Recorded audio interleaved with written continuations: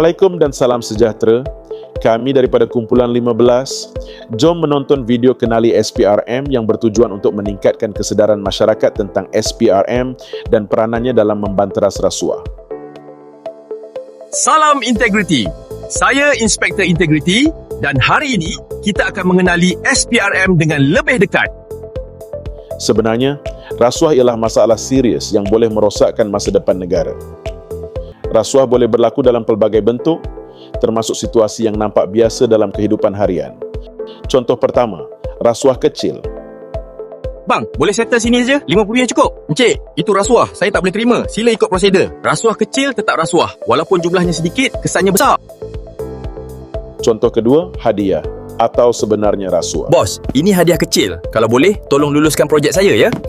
Kalau hadiah diberi untuk dapatkan kelebihan, itu bukan hadiah. Itu rasuah. Perbuatan ini boleh diambil tindakan di bawah undang-undang.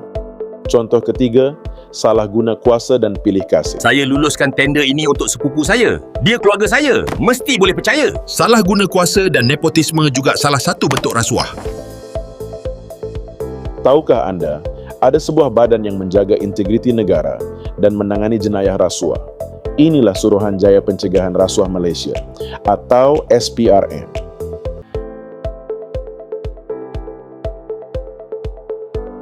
SPRM ialah badan bebas yang ditubuhkan untuk mencegah, menyiasat dan mendidik masyarakat tentang jenayah rasuah. Mereka bertindak tanpa mengira pangkat, kedudukan atau status. Tugas kami jelas. Memastikan negara bebas daripada rasuah dan salah guna kuasa.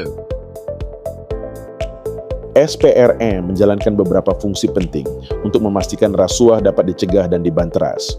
Pertama, pencegahan. Kami menilai sistem, mengenal pasti kelemahan dan mencadangkan pembaikan supaya ruang rasuah dapat ditutup. Kedua, pendidikan. SPRM memberi pendidikan dan kempen kepada masyarakat untuk meningkatkan kesedaran. Integriti bukan slogan. Ia amalan harian. Ketiga, siasatan. Apabila ada laporan, SPRM menyiasat secara telus dan profesional. Setiap bukti diperiksa dengan ketat. Tiada siapa kebal daripada undang-undang. Keempat, penguatkuasaan. Siasatan lengkap akan dibawa ke mahkamah. Jika bersalah, hukuman ditetapkan mengikut undang-undang. Hukuman boleh melibatkan penjara, denda atau lucut jawatan. Jadi, bagaimana pula peranan kita sebagai rakyat dalam memerangi rasuah?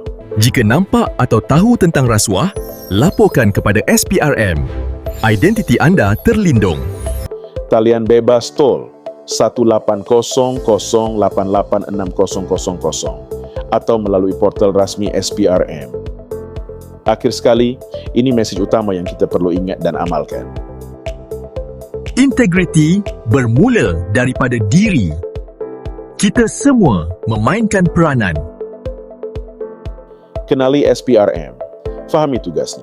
Bersama-sama kita bina Malaysia yang bebas rasuah. Sekian, terima kasih.